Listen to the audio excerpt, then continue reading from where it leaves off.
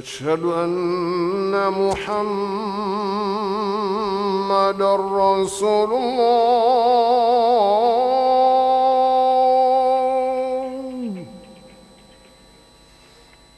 أشهد أن محمدًا رسول الله.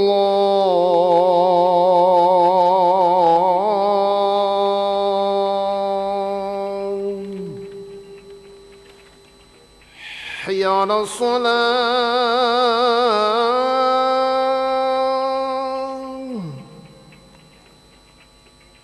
حي على الصلاة.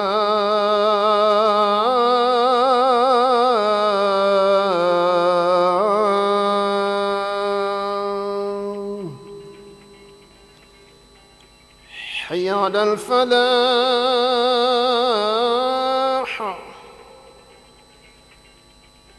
حي على الفلاح.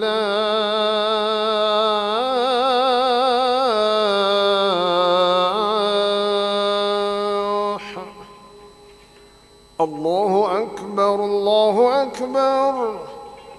لا إله إلا الله.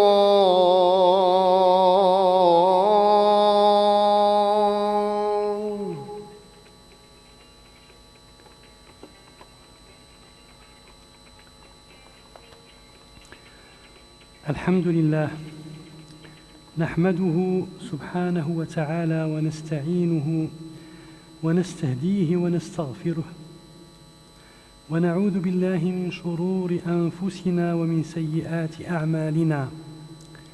من يهد الله فهو المهتد ومن يضلل فلن تجد له وليا مرشدا. أما بعد فإن أصدق الحديث كتاب الله تعالى وخير الهدي هدي سيدنا محمد صلى الله عليه وآله وسلم وشر الأمور محدثاتها وكل محدثة بدعة وكل بدعة ضلالة وكل ضلالة في النار. اللهم أجرني وأحبتي جميعا من النار يا أرحم الراحمين يا رب العالمين. أما بعد، يقول الله سبحانه وتعالى: يا أيها الذين آمنوا اتقوا الله حق تقاته ولا تموتن إلا وأنتم مسلمون. يا أيها الناس اتقوا ربكم الذي خلقكم من نفس واحدة وخلق منها زوجها وبث منهما رجالا كثيرا ونساء واتقوا الله الذي تساءلون به والأرحام إن الله كان عليكم رقيبا. اللهم اجعلنا وأحبتنا من الفائزين. اللهم اجعلنا من الصالحين. اللهم اجعلنا من المؤمنين الموقنين الراضين بقضائك وقدرك يا أرحم الراحمين يا رب العالمين.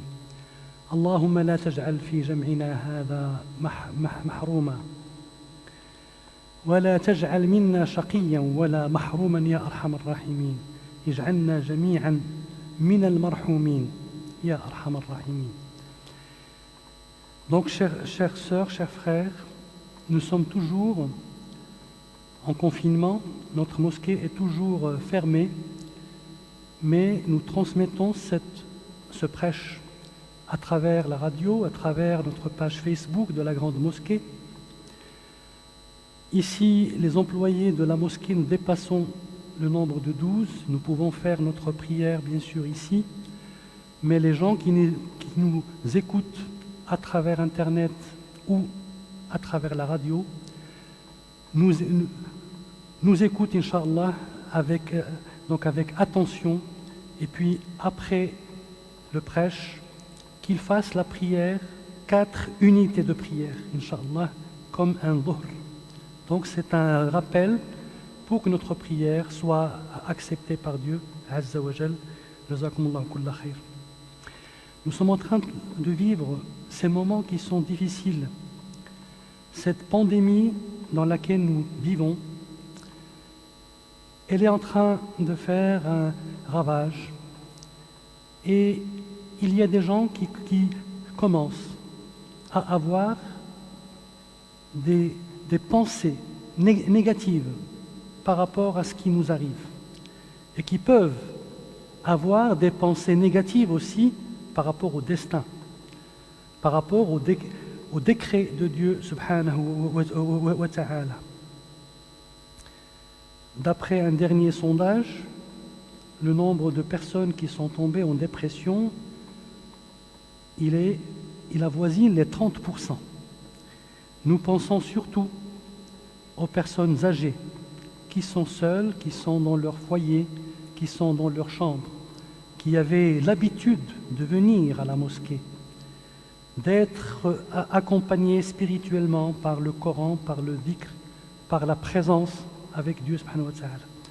Une très très grande pensée pour eux, et ce message s'adresse en particulier à eux, aux personnes qui ne peuvent pas sortir de chez eux. Puisse Dieu subhanahu wa ta'ala les accompagner. Amin. Amin ya Rabbal Alamin. Donc c'est pourquoi j'ai choisi pour vous aujourd'hui de parler sur le destin et sur la relation que le musulman doit avoir avec le destin. يقول الله سبحانه وتعالى: تبارك الذي نزل الفرقان على عبده ليكون للعالمين نذيرا الذي له ملك السماوات والأرض ولم يتخذ ولدا ولم يكن له شريك في الملك وخلق كل شيء فقدره تقديرا لا إله إلا هو سبحانه. Donc Dieu dit qu'on exalte la bénédiction de celui, Dieu Azza wa Jal, qui a fait descendre le livre de discernement sur son serviteur, afin qu'il soit un avertisseur à l'univers, celui à qui appartient la royauté des cieux et de la terre, qui ne s'est point attribué d'enfant, qui n'a point d'associé, et sa royauté en sa royauté, et qui a créé toutes choses en lui donnant ses justes proportions. Donc ces versets nous disent que la création de Dieu, subhanahu wa ta'ala, le destin de Dieu, il est mesuré. Et Dieu ne fait rien par hasard.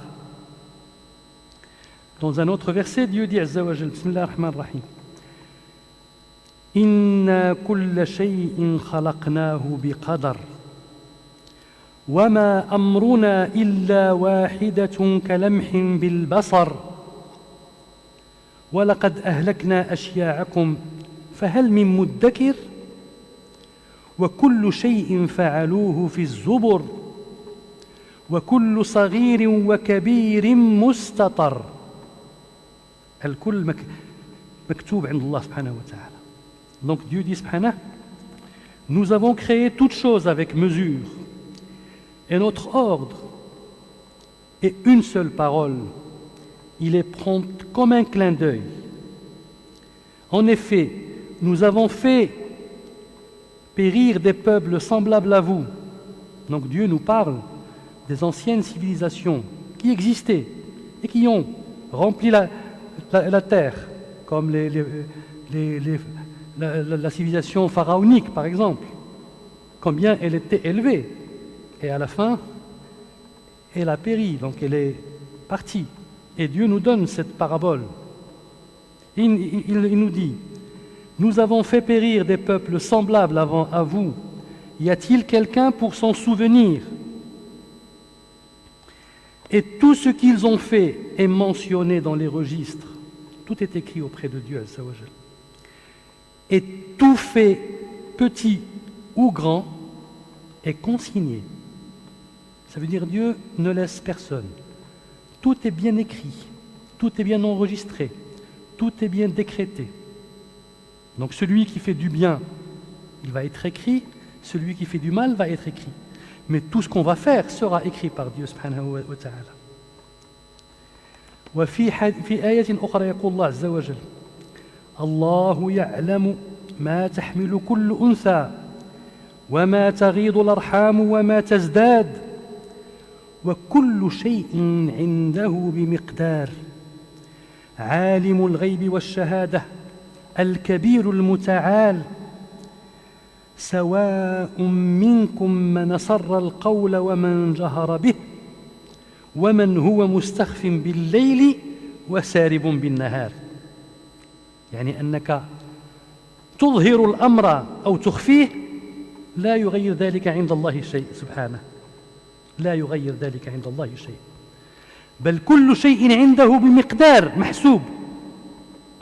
Donc Dieu dit subhanahu, Dieu sait ce que porte chaque femelle et de combien la période de gestation dans la matrice est écourtée ou prolongée. Et toute chose a auprès de lui sa mesure. Donc toute chose que Dieu écrit subhanahu wa ta'ala est destinée.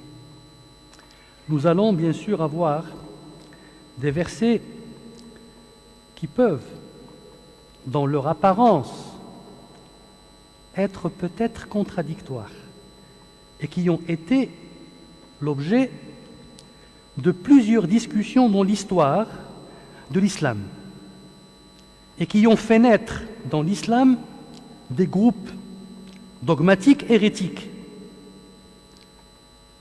comme par exemple le groupe Al-Qadariyya, comme par exemple